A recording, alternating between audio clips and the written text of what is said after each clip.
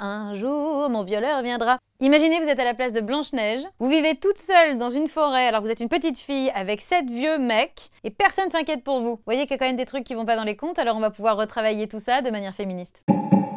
J'ai rêvé avec ce que j'avais pour rêver quand j'étais petite fille. Donc j'ai rêvé avec des contes de fées, parce qu'ils étaient au programme, parce qu'ils étaient à la télé avec Disney. Il y a des choses que j'avais pas vues, mais souvent je m'étais dit, c'est dingue, ils font passer ces héroïnes soit pour des boniches, soit pour des stupides, enfin ça va pas. J'ai eu envie de remettre à l'endroit les histoires qu'on nous avait racontées. Moi j'aime beaucoup questionner autour du petit chaperon rouge. Cette histoire terrible, donc c'est une petite fille là carrément qui a autour de 5 ans. Une maman qui lui dit, c'est dangereux d'aller dans la forêt, mais bon faut que tu y ailles. Bon déjà de deux choses l'une, soit c'est dangereux et la petite fille elle y va pas, hein, soit c'est pas dangereux.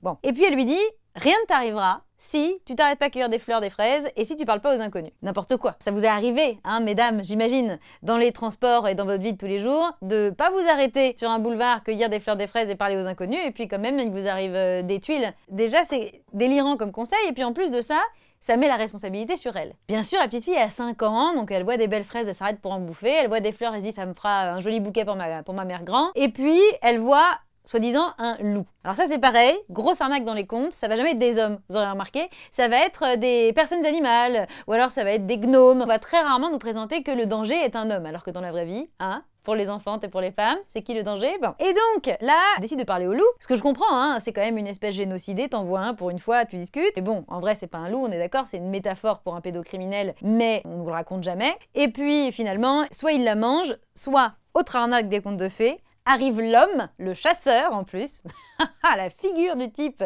qui devrait pas nous inspirer confiance, hein. Donc le chasseur il vient et il la sauve. Et en fait là la morale de l'histoire, ça va être, finalement c'est sa faute. Si elle avait écouté sa mère, si elle s'était pas arrêtée de cueillir des fleurs, des fraises, et si elle avait pas parlé au loup, il lui serait rien arrivé. Donc finalement c'est la version d'avant de qu'est-ce que tu faisais à cette heure-là dans la rue avec une jupe aussi courte, c'est exactement la même chose. C'est mettre la culpabilité sur la victime, c'est une inversion de la culpabilité. En fait normalement, la petite chaperonne rouge, elle devrait pouvoir être de jour comme de nuit à poil si elle a envie, dans la forêt, et aucun pédocriminel ne devrait lui faire du mal. Donc là, on apprend que notre rôle en tant que petite fille, ça va être d'obéir, que sinon, on mérite la peine de mort. Tranquillou bilou, tout le monde est d'accord avec ça. Et puis, que s'il m'arrive quelque chose, c'est de ma faute. Non, c'est à lui de ne pas agresser. Et donc, c'est pour ça que dans mon histoire, dans Compte à rebours, le petit chaperon rouge a grandi, elle s'est révélée femme, c'est une grande chaperonne rouge, et elle reprend la forêt avec ses sœurs de lutte. Après mes spectacles, les mamans, les papas me demandent, mais alors qu'est-ce qu'on fait? Est-ce qu'on arrête de raconter ces histoires? Est-ce qu'on arrête de leur montrer les dessins animés, etc. Moi, je pense que c'est quelque part peine perdue, parce que de toute façon, les petites filles, les petits garçons vont les voir, soit chez des amis, soit en cours, c'est encore au programme, encore une fois. Et ce que je conseille, moi, c'est au contraire de s'en servir pour questionner. Si vous mettez un dessin animé de Walt Disney avec vos enfants, quand il y a cette question-là, de par exemple le baiser forcé, vous mettez pause et vous dites alors qu'est-ce que t'en penses en vrai? Est-ce que tu trouves ça normal que quand on pionce, une personne se dise allez, elle m'a pas du tout dit qu'elle avait envie, mais j'y vais. En fait, c'est une façon d'érotiser, de romantiser, de banaliser les violences sexuelles, de nous les faire espérer quand on est petite fille et de les rendre normales quand on est petit garçon. Il y a plein de choses qui continuent à pas aller, mais dans La Reine des Neiges, certes, elles ont un physique, elles sont encore très très maigres, très très jolies, je sais pas quoi. Au moins, déjà il y a cette phrase entre les deux sœurs où il y en a une qui dit à l'autre non mais on se marie pas avec un type qu'on vient de rencontrer. Donc là ça met par terre tous les Disney d'avant avec lesquels moi j'ai grandi, où elle se marie avec un mec, elles lui ont pas parlé souvent, pourquoi se parler avant de se marier?